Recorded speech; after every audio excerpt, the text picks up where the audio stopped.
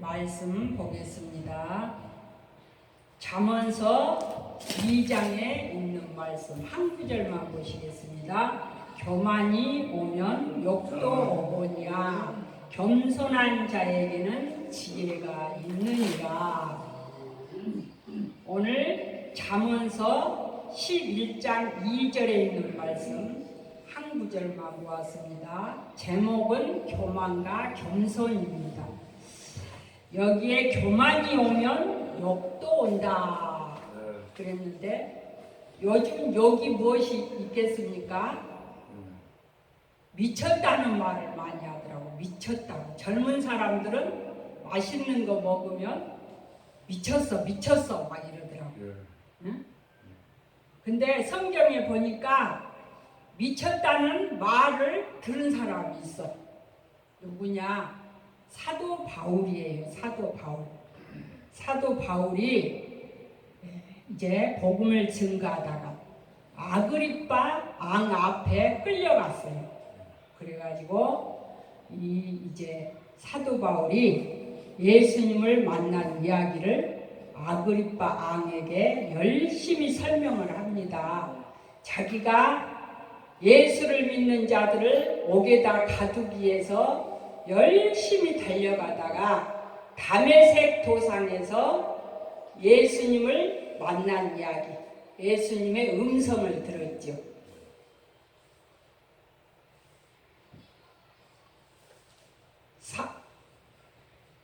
바울이 이제 처음에는 사울이었어요. 예수님이 열심히 사울을 부릅니다. 당신이 누구냐고 하니까 나는 네가 핍박하는 예수다 하고 예수님이 다메섹 도상에서 이 바울을 만나 주었습니다. 그리고 또 눈이 멀었다가 눈을 뜨게 된 이야기. 그 예수님은 우리가 죽였지만은 지금도 살아 있더라고. 아그리빠 왕에게 열심히 설명을 합니다. 이 바울이. 그러니까 옆에 듣고 있던 베스도 총독이 너가 미쳤구나. 바울에게. 너가 공부를 열심히 하더니 미쳤구나. 이렇게 했어. 근데 이 바울은 미친 것이 아니죠. 예수님의 복음 때문에 미친 줄로 믿습니다. 이 사람은 예수님을 만난 뒤로 열심히 복음을 위해서 일생을 헌신하고 살았던 사람입니다. 그래서 우리도 예수님 때문에 미쳤다는 소리를 들어도 괜찮아요. 마귀한테 미치면 안 되겠죠? 자, 겸손한 자에게는 지혜가 있느니라 그랬습니다. 잠언서는 솔로몬의 잠언이라 그랬어요. 솔로몬은 하나님께서 지혜를 주셨던 사람입니다. 그래서 잠언서를 열심히 우리가 읽으면 지혜가 있어요. 생활의 지혜도 있고 또 하나님을 열심히 섬기는 지혜도 있는 줄로 믿습니다. 그러니까 우리가 잠언서를 많이 읽으시기 바랍니다. 아멘. 아멘. 아멘. 다 같이 아멘. 아멘. 아멘. 자, 오늘 말씀에 교만하면 욕도 오고 실패도 온다 그랬습니다. 잠언서 16장 18절에서 보니까 교만은 패망의 선봉이 있다고 말씀하십니다. 하나님은 교만한 것을 싫어하시고 미워하십니다. 야고보서 4장 6절에서 보니까 더욱 큰 은혜를 주시나니 그러므로 일러스되 하나님이 교만한 자를 물리치시고 겸손한 자에게 은혜를 주시느니라고 말씀하십니다. 겸손은 은혜를 덧입는 지름길이라고 했습니다. 인간이 가장 범하기 쉬운 죄가 교만이라고 그랬습니다. 우리 인간의 최초의 시조 아담도 하나님 앞에 교만하다가 에덴에서 쫓겨났습니다. 아담은 교만하기 전에 불신앙이 먼저 앞섰습니다. 불신앙.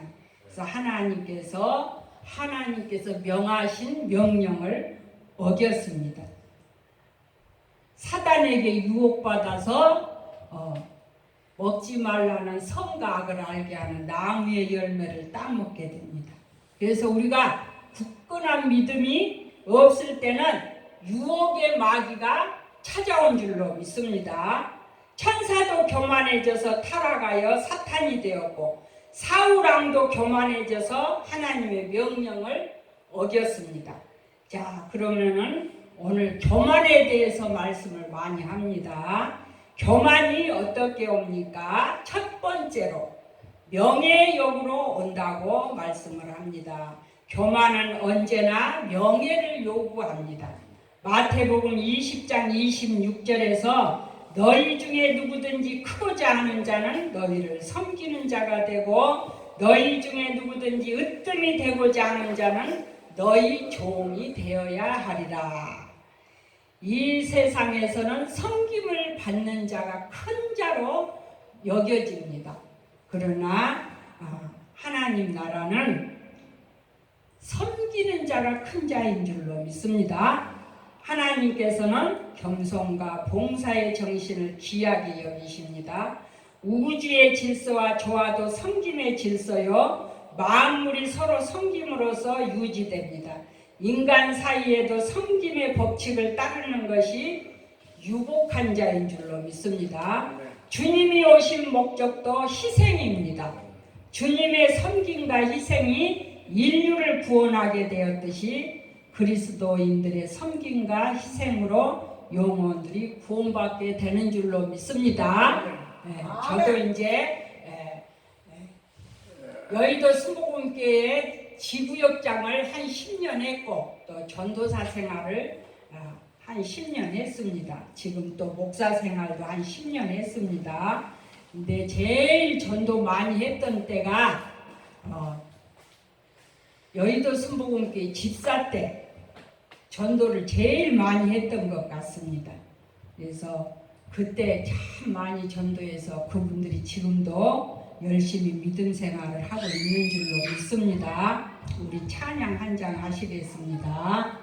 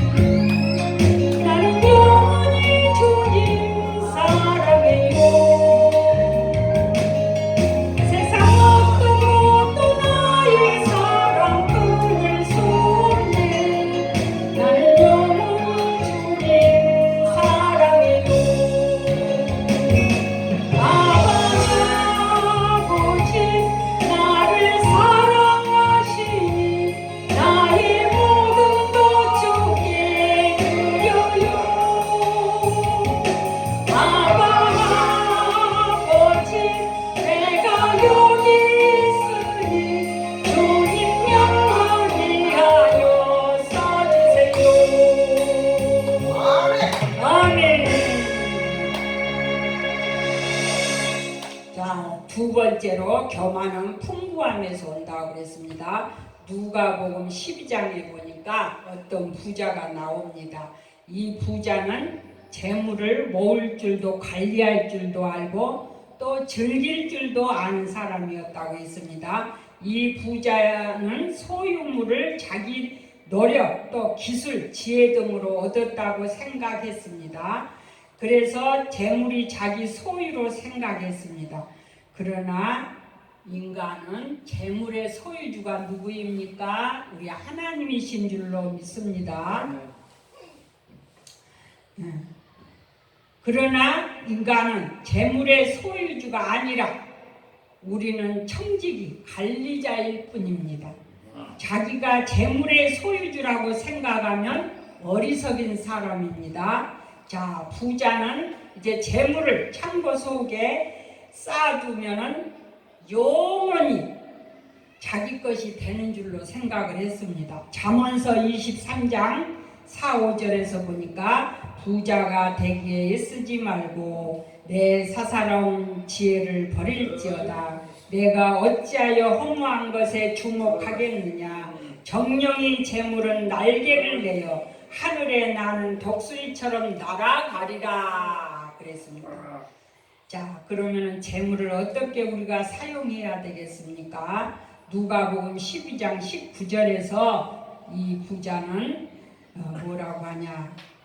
이제 내 영혼에게 이르되 영혼아 여러 해 쓸 물건을 많이 쌓아두었으니 평안히 쉬고 먹고 마시고 즐거워하리라. 이렇게 부자가 지금 곡식을 많이 쌓아두고 이렇게 지금 말을 하고 있습니다. 그때 하나님이 이르시되 어리석은 자여 오늘 밤에 내 영혼을 도로 찾으리라. 자기를 위해 재물을 쌓아두고 하나님께 부여치 못한 자가 이와 같으니라. 그래서 재물을 많이 쌓아두고 선한 일에 부여치 못하고 또 하나님 일에 부여치 못한 자가 그 재물을 쌓아두고 오늘 밤이라도 하나님이 그 영혼을 데려가면은 아무 소용이 없다 그런 말입니다. 우리는 우리 생명과 행복이 하나님 손에 달려있고 하나님의 경륜에 달려있다는 것을 아시기 바랍니다. 하나님께서 우리에게 풍부한 물질을 주시는 것은 가난한 자를 구제하고 또 하나님 사업에 봉사하라고 주시는 줄로 믿습니다. 세 번째로 교만은 어디에서 옵니까? 교만은 권력에서 온다고 그랬습니다. 권력. 다니엘서 5장에 보게 되니까 여기에서 벨사살 왕이 나옵니다. 벨사살 왕이 이 왕의 아버지는 느부갓네살 왕이라고 그랬습니다. 아버지 느부갓네살 왕도 한때 하나님 앞에 교만했더라고요. 그래서 이 느부갓네살 왕이 큰 바벨론을 자기가 다 자기 힘으로 세웠다고 이렇게 자만을 했어요. 그러니까 하늘에서 큰 소리가 나면서 나라의 이가 내게서 떠났느니라 이랬어요. 그 후로 느부갓네살 왕은 사람들에게 쫓겨나고 왕국에서 쫓겨나고 짐승처럼 살다가 다시 하나님 앞에 회개하니까 하나님께서 왕위를 회복시켜 주십니다. 근데 이제 벨사살 왕이 기인들을 1,000명을 데려다 놓고 큰 잔치를 벌였어요. 잔치를 벌였는데 그 부친 느부갓네살 왕이 예루살렘전에서 취하여 온 막 금그릇, 은그릇 이런 그릇에다가 서로 술을 마시려고 막 하는 거예요. 앙우들 또 빈궁들 그런 사람들이 서로 그 금그릇으로 막 술을 마시고 막 잔치를 벌이고 있습니다. 그리고 또 죄를 저지른 거는 뭐냐? 금, 은, 동, 철로 만든 그런 우상들을 막 세워놓고 거기에다가 막 찬양을 하는 거예요. 우리가 지금 찬양하는 거 누구한테 합니까? 우리 하나님 앞에 하신 줄로 믿습니다. 우리 하나님 앞에 우리는 찬양을 드려야지 막 어떤 우상에게 찬양을 막 돌리면은 하나님이 싫어하십니다. 그때 그 사람들이 잔치를 벌이고 있는 그 자리에 선이 나타났어요. 선이. 그래가지고 그들이 있는 벽에 막 어떤 손이 나타나가지고 글씨를 막 쓰는 거예요. 글씨를. 그러니까 이 벨사살 왕이 그 손을 보았다 그랬어요. 그래가지고 아주 그냥 얼굴빛이 노래져가지고 힘이 쭉 빠졌다 그랬습니다. 그러면서 앙이 막 큰 소리를 지르면서 이 글을 해석할 자를 빨리 데려오라 명령이 내려진 거예요. 그래가지고 이 글을 해석해 주는 사람은 내가 자주옷을 입혀주고 또 금사슬로 목에다 감아주고 나라의 셋째 칠자로 삼겠다. 그러면서 그 글을 해석할 자를 빨리 데려오라고 명령이 내려졌습니다. 형빈이 방에 들어가. 그래서 점장이 박사들 다 들어와가지고 이 글을 아무도 해석할 사람이 없어요. 아무도. 그러니까 앙비가 이제 다니엘을 데려옵니다. 다니엘은 이제 나이가 지금 한 80이 됐어요. 그리고 느부갓네살 왕 때 활동했던 사람입니다. 근데 이 다니엘이 이제 벨사살 왕 앞으로 끌려왔습니다. 그래가지고 나에게 직위를 안 주어도 나는 이 글을 해석해 주겠다고 이렇게 말을 합니다. 그러면서 이 다니엘이 먼저 느부갓네살 왕의 말을 합니다. 그 왕도 한때는 교만했지만은 하나님 앞에 회개하고 다시 직위가 다시 올라가는 그런 일이 있었다고 그러면서 느부갓네살 왕의 말을 하고 있습니다. 그러면서 이 글은 무슨 글이냐? 메네메네 대겔 우루가 신 이런 글이라고 했습니다. 그러면서 하나님이 이미 왕의 나라의 시대를 끝나게 하셨다. 그런 글이라고 합니다. 이에 벨사살이 회개하지 않고 다니엘에게 자주색 옷과 금사슬을 목에 걸어주고 나라의 셋째 통치자로 삼고 그 밤에 벨사살 왕이 죽었습니다. 그러니까 해결을 했어야죠. 느부갓네살처럼 이 벨사살 왕도 해결을 했어야 되는데 하나님 앞에 해결을 하지 않으니까 회복이 되지 않고 그 밤에 죽은 줄로 믿습니다.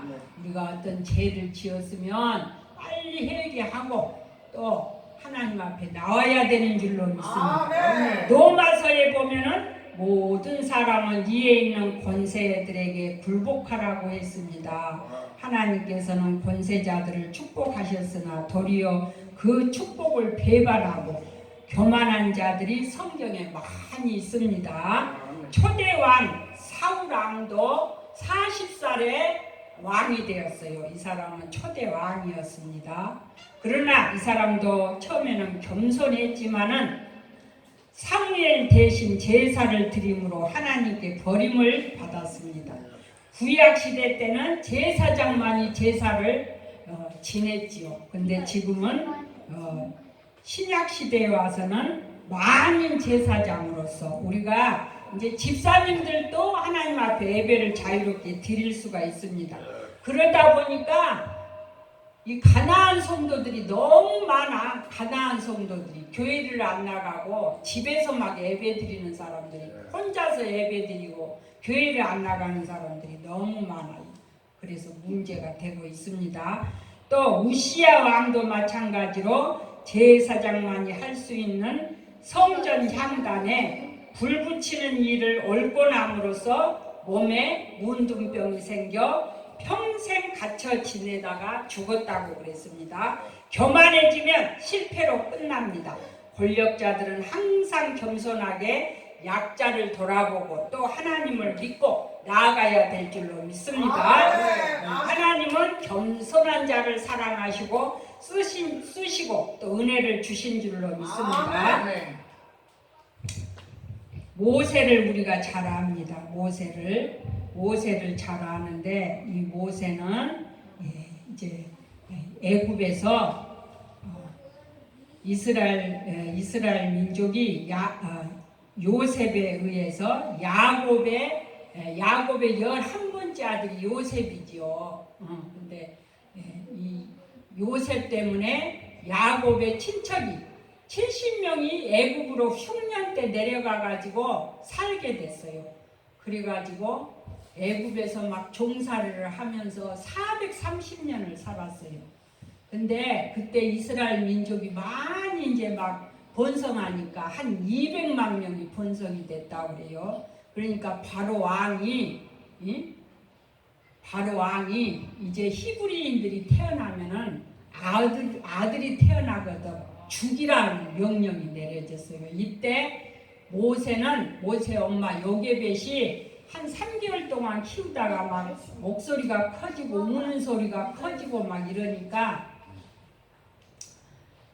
현빈이 방에 들어가. 네가 분노해 줄 거야. 들어가. 아빠 나오라고.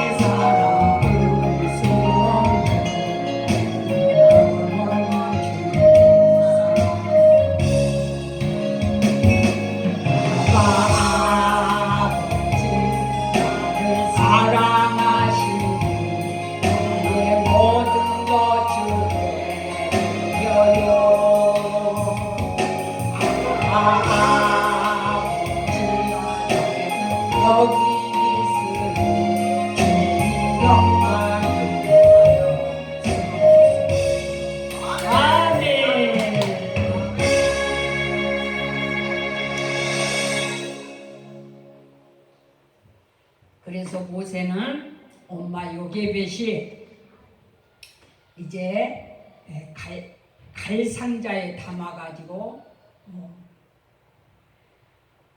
하숫가에다가 이렇게 이 모세를 버리게 됩니다.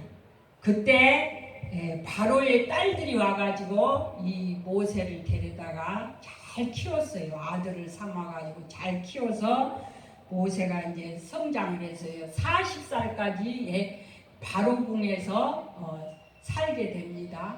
어느 날 이제 밖에 나가서 구경하다가 히브리인하고 애굽 사람이 일을 시키면서 히브리 사람을 막 때리는 거예요. 그러니까 모세가 때려가지고 그냥 죽여버렸어. 그래가지고 모래에다가 묻어버렸어요. 모래에다가. 그리고는 그 이튿날 또 나갔어. 그 자리에. 근데 또 이제 이번에는 히브리인들끼리 서로 싸우는 거예요. 그러니까 모세가 또 이제 그 싸움을 이제 뜯어 말기려고 하니까 저자가 어저께도 사람을 하나 죽이더니 오늘도 또 우리를 또 죽이려고 하냐고 하니까 모세가 그 말을 듣고 자기는 사람 죽인 거를 아무도 모르는 줄 알았는데 이렇게 아니까 지금 이 모세가 도망을 갔어요. 이제 어디로 도망을 갔냐? 실패자가 되어가지고 미디안 강야로 이제 도망을 가게 됩니다. 미디안 강야. 거기에서 그곳에서 십보라와 이제 결혼을 하게 되고 자기 재산도 없이 장인의 양을 치면서 후회와 절망의 시간을 보내고 있습니다. 그때 나이가 이제 80세예요. 80세. 80세 하나님이 모세를 부르십니다. 모세가 장인 이드로의 양을 치고 있을 때 호렙산에 가까이 이르렀는데 떨기나무에서 불꽃이 나서 모세가 쳐다보면서 왜 저렇게 떨기나무에 불꽃이 나서 불이 꺼지지 않고 있을까? 그렇게 바라보고 있는데 하나님의 음성이 들립니다. 모세야, 모세야, 애굽에 있는데 백성을 구원해내라 하면서 이렇게 하나님께서 명하십니다. 모세가 깜짝 놀래가지고 내가 누구이간디 거기를 가겠습니까? 그들이 누가 나를 보냈다고 하면은 어떻게 합니까? 하나님이 나는 스스로 있는 자다. 스스로 있는 자가 보냈다고 해라. 그러면서 모세가 주저주저 하니까 이제 하나님이 기적을 보여주십니다.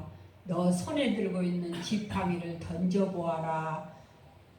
땅에다 던지니까 뱀이 되고 다시 꼬리를 잡으니까 다시 지팡이가 되고 또 손을 가슴에다 넣어보아라 하니까 넣으니까 운동병이 걸린 거예요. 손이 다시 넣으니까 또 손이 말끔해졌어요. 그렇게 해서 모세는 이제 하나님의 백성 이스라엘 백성을 애굽에서 이끌어낼 때 많은 기적을 체험하면서 이끌어내지요. 10가지 재앙 많은 기적 쑥물이 달게하고 홍해를 건너고 이런 많은 기적 속에 이스라엘 민족을 이끌어낸 줄로 믿습니다. 아멘. 우리도 하나님의 자녀들을 이끌려면 이렇게 기적의 삶 속에서 우리가 체험을 해야 된 줄로 믿습니다. 하나님의 기적이 아니고서는 우리도 하나님의 백성을 이끌어낼 수가 없습니다. 아멘. 하나님은 내가 힘이 있다고 할 때는 안 쓰십니다. 힘이 빠져야 쓰십니다. 바로 겸손한 자인 줄로 믿습니다. 할렐루야. 아멘. 기도합니다. 하나님 아버지, 우리 모두 겸손하게 하셔서 하나님께 축복받고 쓰임받게 하여 주시옵소서. 하나님 아버지, 오늘도 드린 귀한 헌금 위에 우리 하나님이 축복하여 주시옵소서. 지금은 우리 구주 예수 그리스도의 크신 은혜와 하나님 아버지의 극진하신 사랑하심과 성령님의 감화하시고 감동하신 그 은혜가 오늘 11시 예배에 참석하여 말씀을 듣고 한 주간도 세상으로 나가서 승리하기를 원하는 우리 엘림교회 성도들 가정과 직장과 삶의 터전 위에 이 나라 민족 위에 우리 엘림교회 위에 영원히 함께 하실지어다. 아멘.